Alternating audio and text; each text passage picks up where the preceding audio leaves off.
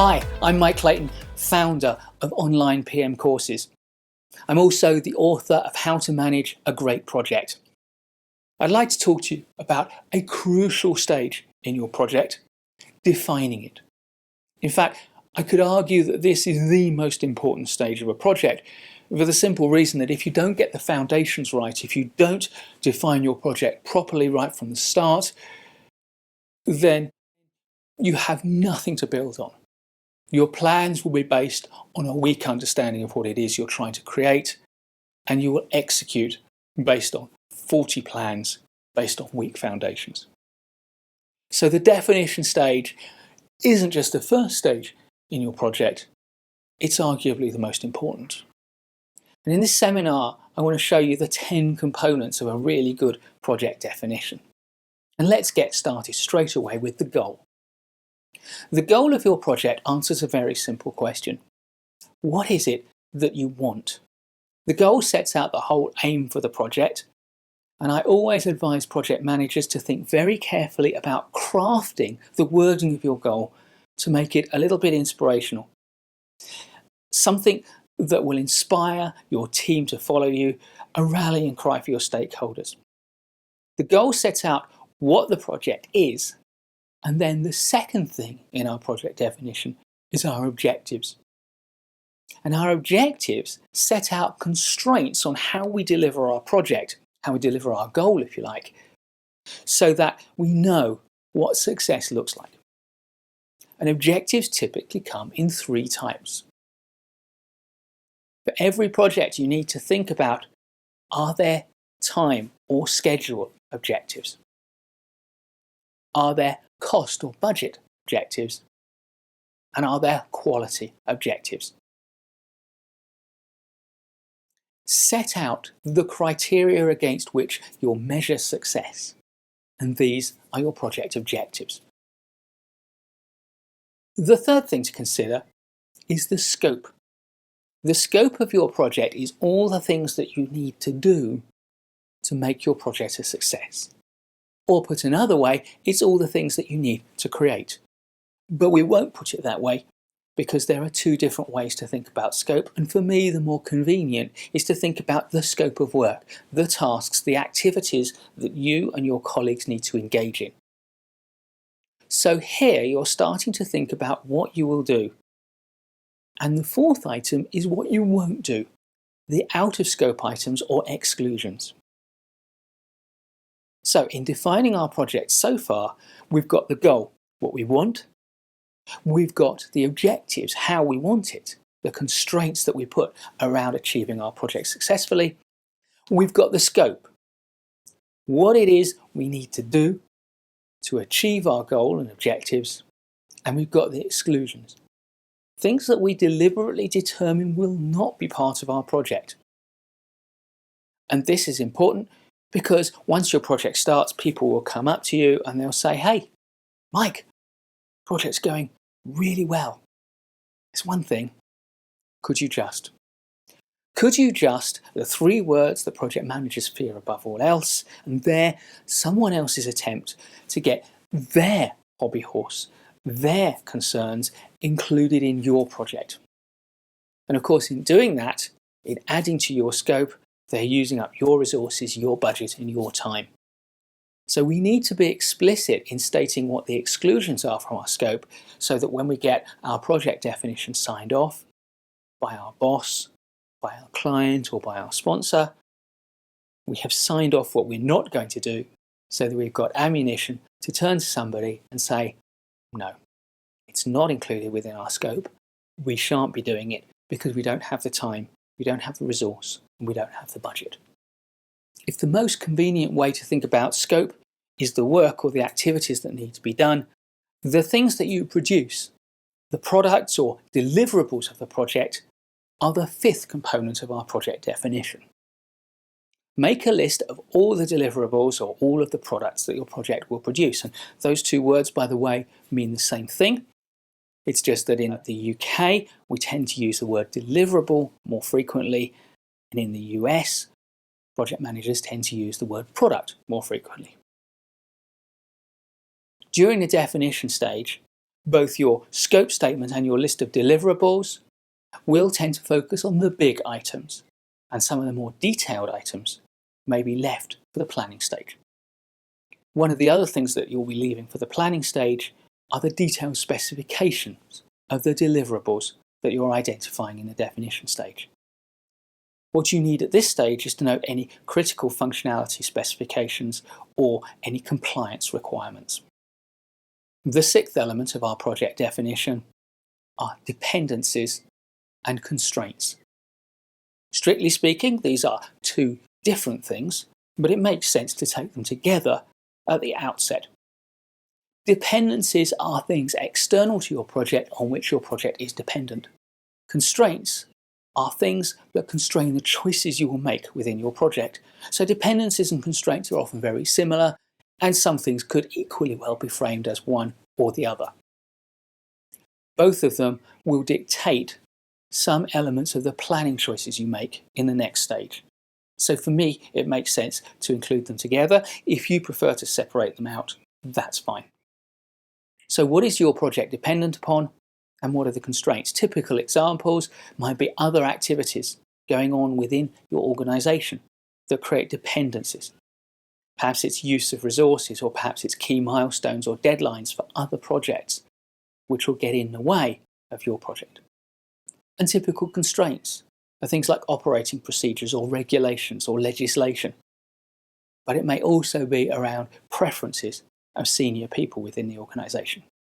The seventh component of our project definition needs to be an identification of any risks or issues that are affecting the project. The big risks, the big issues that need to be resolved or accounted for early on in the project to give you a strong platform for success. Now, risks are uncertainties that can affect the outcome, anything that could go wrong, basically. Issues are not uncertainties, they are certainties that can affect outcome. They're things that have happened or will definitely happen that need to be taken care of. So strictly speaking, one could argue that an issue is just a risk with a probability of 100%. Anyway, make sure that you identify all the things you need to take care of, all the things that could go wrong or are going wrong, and that's your risks and issues. The eighth item is uncertainties and assumptions. Of course, the two are intimately linked. We're uncertain what the budget's going to be, but we're assuming it's going to be $100,000. Uncertainties need to be cleared up as we move from the definition stage into the planning stage.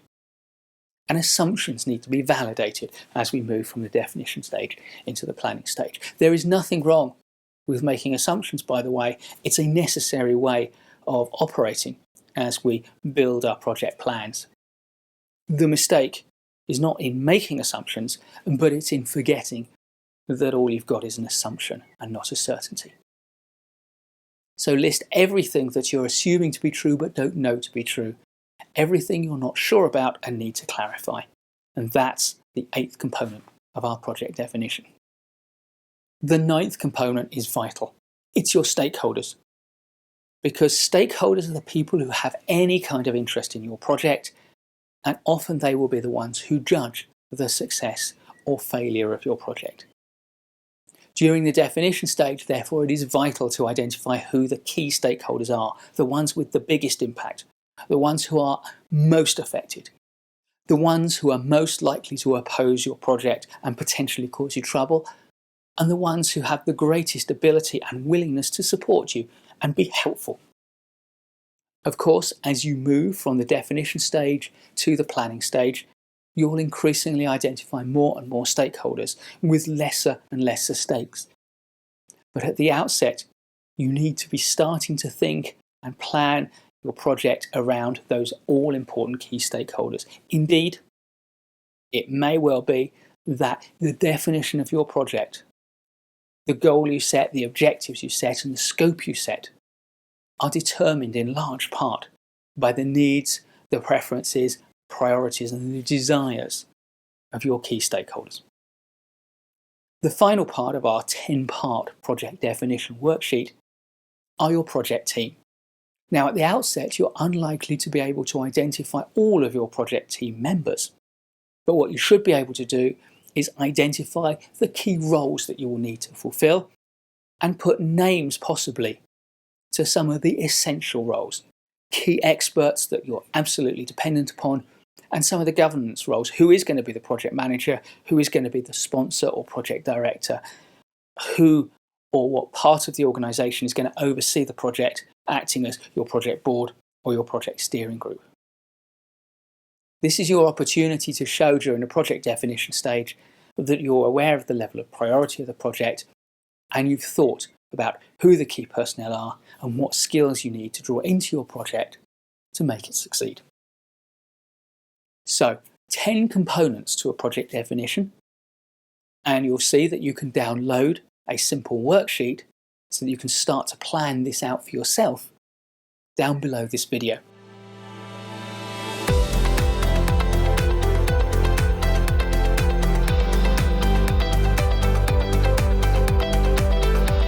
Hello, I'm Mike Clayton, and this is the second of my series of short videos about managing a project. In the last one, we looked at the 10 critical elements for defining your project. And in this video, we're going to look at 10 essential components to a good project plan. The first thing that needs to go into your plan is the scope of your project, the things that you're going to need to do. This sets out all the tasks or activities, and the best tool to use to create your scope plan is a work breakdown structure. A work breakdown structure is nothing more than a hierarchical grouping of activities. It sets out the main areas of work and breaks each one down into its component parts, and continues to break the activities down into component parts until each of the components at the greatest level of detail represents a single coherent task or activity for the person who's going to do the work. Often, work breakdown structures are represented as hierarchical diagrams, but of course, when we represent them in our finished plan, they often come out as numbered lists using an indented numbering system. The second element of our project plan has to address the deliverables or products that we're going to produce as a result of our project. Two things will make up this component. The first is a schedule of all of those deliverables. Often that schedule will be reconciled to your work breakdown structure. But then attached to that schedule will be a series of specification sheets. For each deliverable, there needs to be a specification documenting the functionality, the quality standards, and the regulated requirements to which it needs to conform. Time, or schedule, is the third element of our project plan. And to start understanding the timing of our project, we use milestones. We identify key points in the project, the beginning at one end, the completion at the other, and the major points along the way, and those are known as milestones. Milestones often represent the delivery of important products. They might represent the completion of phases of the work. Some milestones represent essential decisions, or perhaps external events that will impact our project. Milestones are best represented by a list of key events or milestones with dates attached to them. A project plan also has to have a budget. There are lots of different ways of preparing a project budget, but perhaps the most obvious, once you've built a work breakdown structure, is to attach costs to each element of your work breakdown structure to produce what is known as a cost breakdown structure. This has the advantage that once each activity or element of the work is completed, it's a relatively straightforward task to compare the outturn cost of that element with the budget cost. Quality is the fifth component of our project plans, So you should have a quality plan which documents how you're going to ensure that the quality of all of your deliverables meets the standards set out in the design or specification documents of those deliverables. Often this will involve two separate processes: a quality assurance process, which makes sure that the production of deliverables is designed to create deliverables to the quality specified, and a quality control process, which makes sure that deliverables are not handed over to their new beneficial owners until they have been checked to ensure they conform with the quality standards. The sixth element of our project plan is going to be the schedule, when different activities take place. We've thought about time in terms of milestones earlier on, but when you combine that with the activities, you produce a schedule. And the commonest tool that project managers use for building, articulating and communicating the schedule, and also for monitoring and tracking progress against it, is the Gantt chart. There are other tools, of course, but what a Gantt chart is particularly good at is representing activities against time. They often have a familiar long diagonal structure of bars, each one representing an activity going forward through time. And there will be sequences of activities running in parallel, which are known as work streams. The seventh component of our project plan is resourcing. And in particular, here I'm thinking about the people on your project. Two tools are commonly used for resource planning. The first is what's called an organizational breakdown structure, where we take our work breakdown structure and we allocate individuals to each activity. Some activities will have more than one individual allocated to them. Others will have a single individual. Many of your project team members will be allocated to multiple activities. Clusters of activities will be supervised by a named individual, and those are often known as work packages. And at the top, the clusters of activities, the major areas of the work, are known as work streams, and they are led by work stream leaders. The other tool that is commonly used is a linear responsibility chart or a RACI chart. And whilst technically these are two slightly different charts, often what is actually a linear responsibility chart is often called a RACI chart because of its similarity. But these charts, all they do is they take each of the tasks and they allocate individuals to those tasks, giving different individuals different roles. These role activity type charts are easy to use and particularly good for publicising and communicating who is doing what on your project. Engaging effectively with stakeholders is a crucial part of delivering project success, so communications is the eighth element of our project plan. Here you need some form of stakeholder communication plan which sets out which stakeholders are going to receive what communications at what times using what formats. And they'll allocate responsibilities as well. A stakeholder communication plan is not difficult to draw up in principle. The hard work goes into thinking about precisely what message needs to be delivered and how best to deliver it. Not forgetting that sometimes tone of voice, whether that's written or spoken voice, is crucial to communicate the message effectively. The ninth element of your project plan needs to address the question of governance, making sure that your project is transparent and accountable and conforms to good organisational practice. You need to think about who is going to monitor and oversee your project and how important project decisions are going to be made. Indeed, how the direction for the project is going to be set and reset if things change. This is about governance. And what your plan needs to reflect are two things. Firstly, the governance roles and responsibilities. And the best way to deal with that is often to create written terms of reference for the key players in the governance chain: the project manager, the sponsor or project director, and the project board or steering group.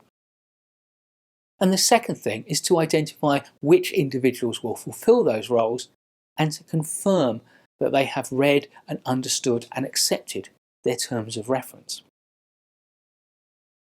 The final element of our project plan is risk. Strictly speaking, risk management is a project control rather than a project plan, but our risk register, the primary tool for risk management, is a planning tool as much as a control tool. It enables you to record every risk you identify, and not only to record your evaluation of that risk, but your plan for addressing it. Indeed, in a full risk register, you may have several lines of risk actions against each risk, identifying what needs to be done, when it needs to be done, and who needs to do it. A project that does not have a risk register and use it actively is one that is putting itself at grave risk. So there we have 10 components of a project plan. Now, I'm not saying that your project may not need more components. And I'm not necessarily saying that every project needs all of these components. But for me, these are the top 10. Of course, there may be others, things like a health and safety plan, for example. But if you've got those 10 components and you've done your work well in preparing the plan in each of those 10 dimensions, you will have a really solid ground to move from planning into delivery or implementation.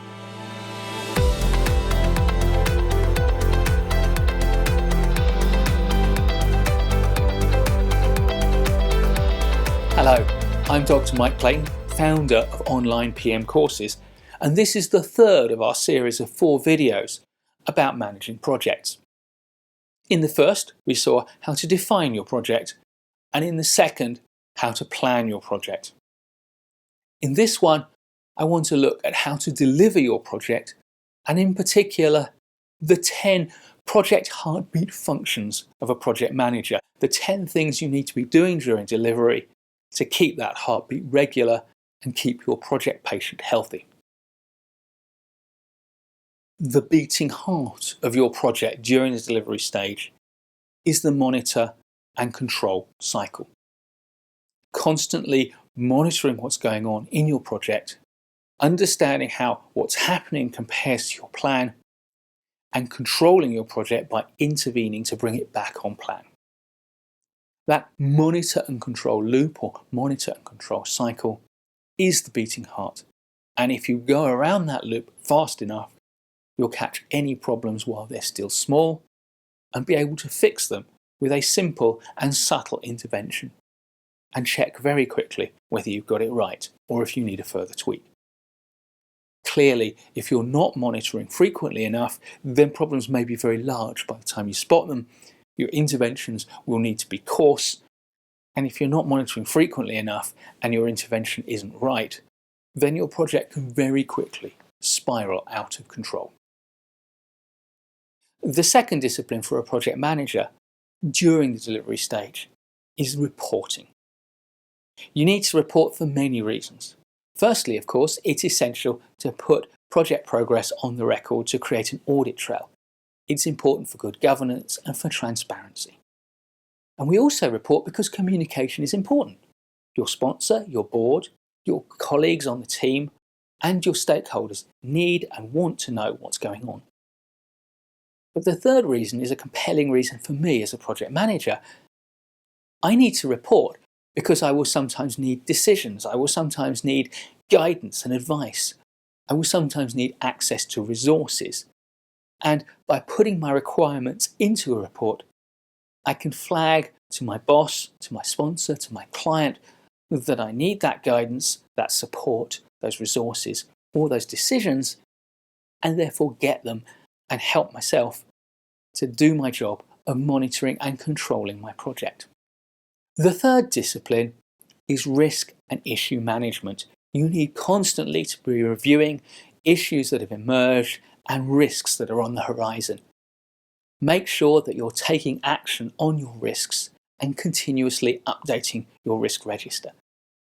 Be constantly alert for new risks and new issues. Periodically get team members together to help you to identify new things that are emerging. Constantly work your risk register.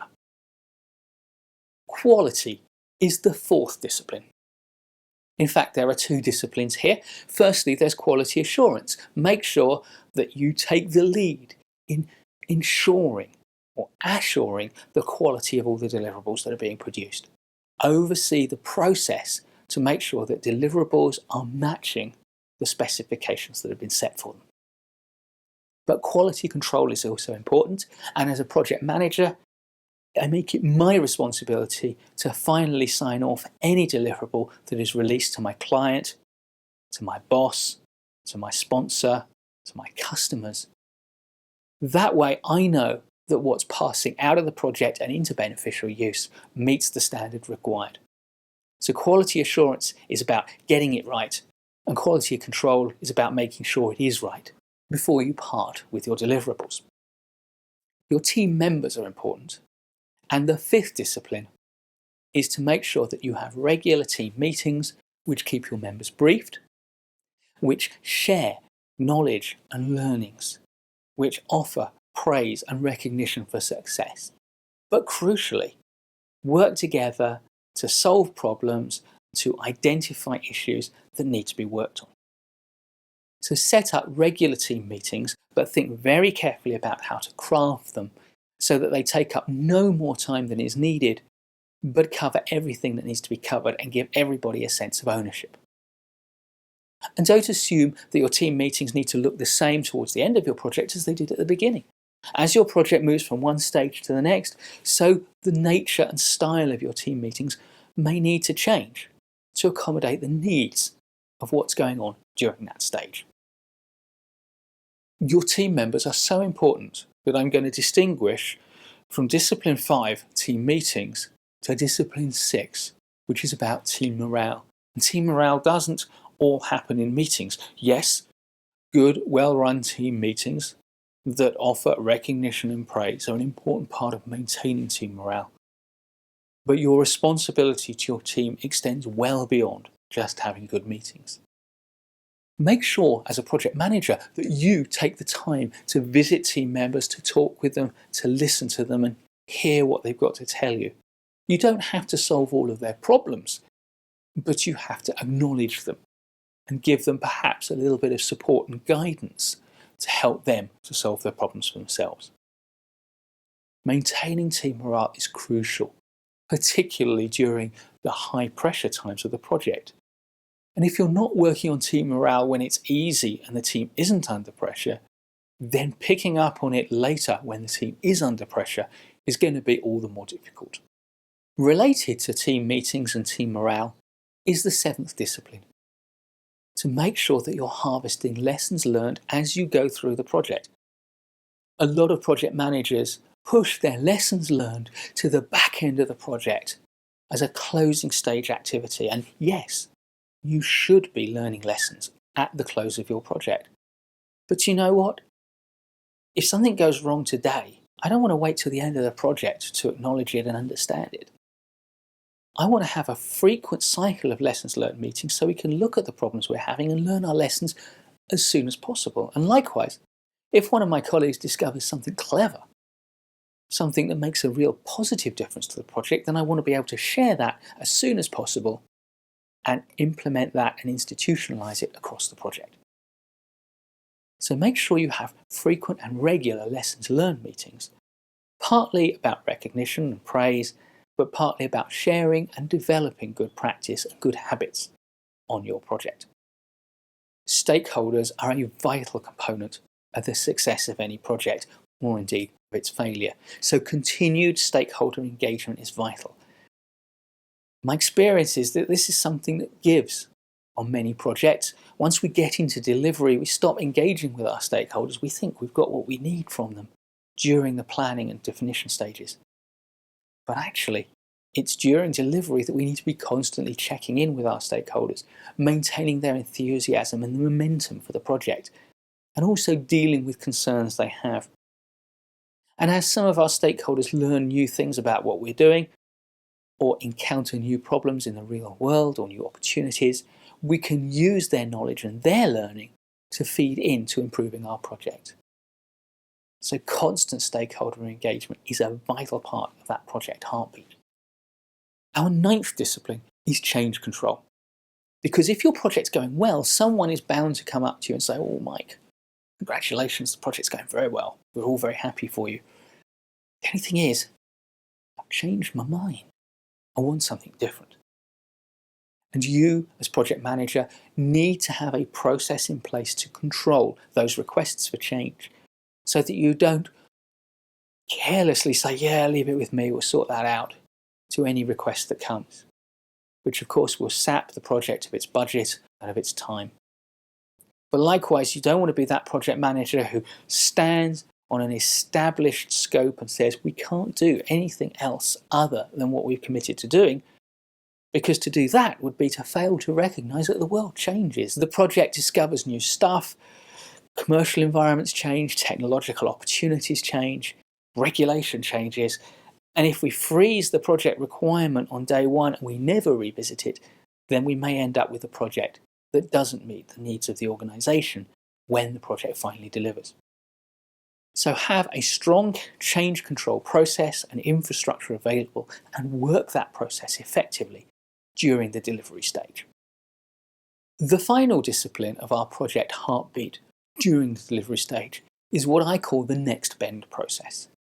And this one's very personal to me.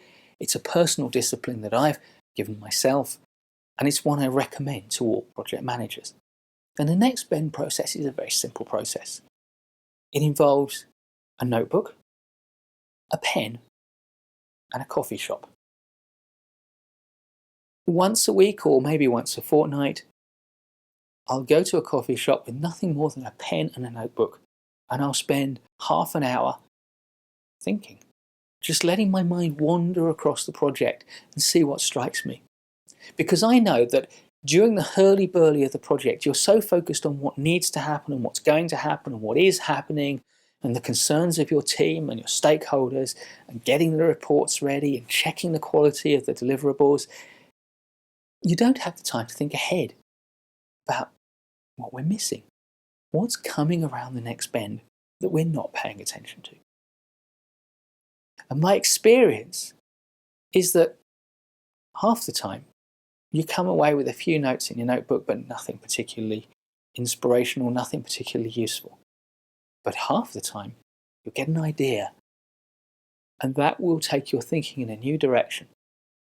It might lead you to check up on something that you wouldn't have otherwise checked up on, or it might, this has sometimes happened with me, lead you to open up a whole new stream of work on your project, because you've suddenly realised that something's going to happen at some point and we haven't even been thinking about it. So there you have it. 10 disciplines that create a regular heartbeat for your project during the delivery stage.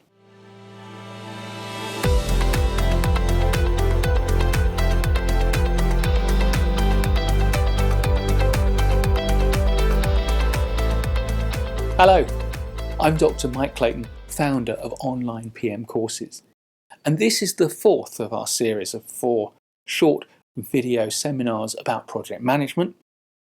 In the previous seminars, we've looked at defining your project, planning your project, and delivering your project. So now it's time to look at closing your project down in an orderly fashion. And we're going to look at 7 essential disciplines for closing your project down. And the first one is handover and sign off of the last of your deliverables. Because the first step in closing your project down is also the last step of the delivery stage. It's handing over the products of your project into beneficial use. It's about getting sign off from the new owner, your client, your customer, the operational manager concerned that what you've delivered meets their requirements. And sometimes this will be accompanied by some form of operational use memo or snagging list of things that need to get done. But essentially, when you hand over and get sign off, that moves you confidently into the close stage. The second discipline is therefore to review the project. How did it go? How did your project delivery match up to the original plans? How did you perform against budget, against schedule, and against specification? Your project delivery review needs to make sure that you understand how the project performed so that you can be fully accountable for yourself, for your team, and for the project infrastructure around you. One thing you can't do at this stage, however, is to look at the outcomes of the project. What was achieved using the deliverables or products that you produced? That needs to happen sometime between 6 and 18 months after handover, so all you can do at this stage is to schedule that outcomes or benefits review. The third discipline is to review lessons learned for the project. Now, if you watched our last video, you'll have heard me say that lessons learned reviews need to be continuously happening during the delivery stage of the project, but at the closing stage, you do need to get your whole team together to review everything that you've learned. Try to make it as appreciative as possible in the sense of looking for what things people did that were good, that were beneficial. Because in a well-performing organisation and in a well-performing project organisation, you can improve better and faster by focusing on institutionalising good practices than by correcting poor practices. And of course, your lessons learned review is also an opportunity for you to offer praise and recognition for good performance among your team members. Now, some organisations make a big deal out of this. They produce long and sophisticated project reports, which are then circulated widely in the organisation, and often not read and filed and wasted. Now, whether your organisation produces these reports or not, and whether, if it does, they're properly read or not, the value of your lessons learned review is not for the reports and it's not for the wider organisation. It's for the people who have worked together on the project, because we get wiser when we take the time to reflect on what we've learned from our own experiences. The fourth discipline is to sit down with each of your team members and to give them good quality one-to-one feedback that will help them to develop and become better, more effective professionals as they move on to their next project.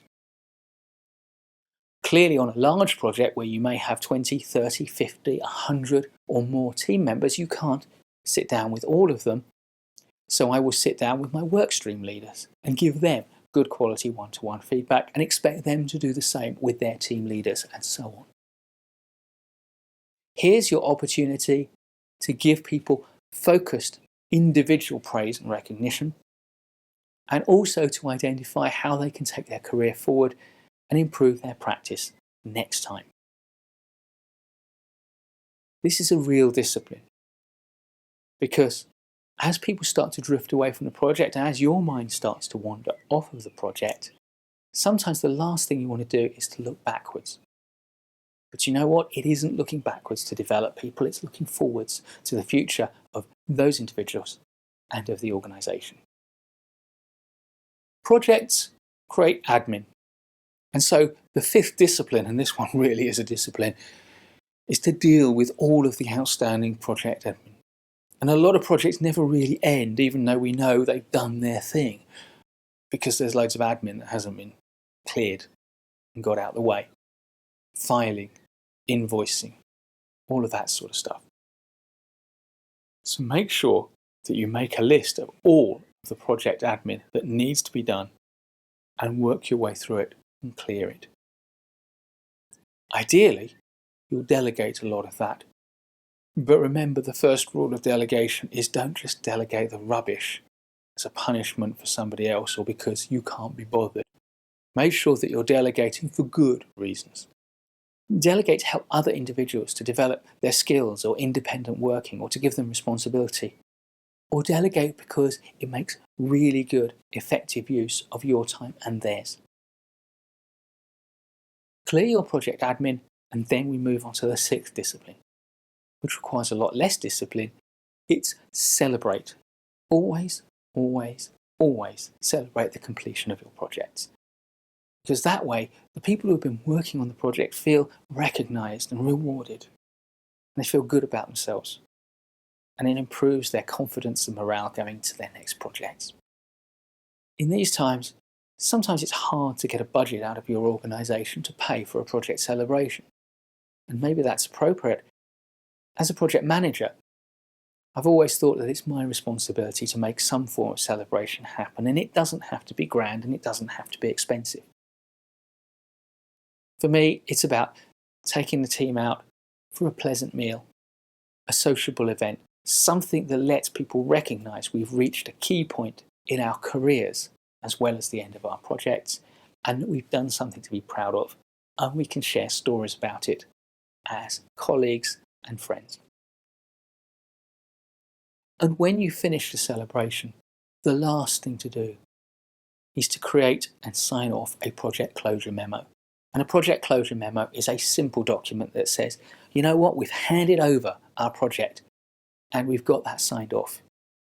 And we've done all the reviews and we've cleared our admin and we've celebrated our success. And now I, as project manager, believe the project is complete. You sign that off. When you sign that off, you pass it to your client, to your sponsor, to your boss. You ask them if they believe the project is complete, and when they countersign it, that's the point at which you know the project is over. Project's complete. It's done. Go home. Enjoy a good night's rest and relaxation, because tomorrow is almost certainly going to be another project. If you've enjoyed this video, please do give it a thumbs up. Please subscribe to our channel and hit the bell so you don't miss any of our videos in the future. And in the meantime, I look forward to seeing you in the next one.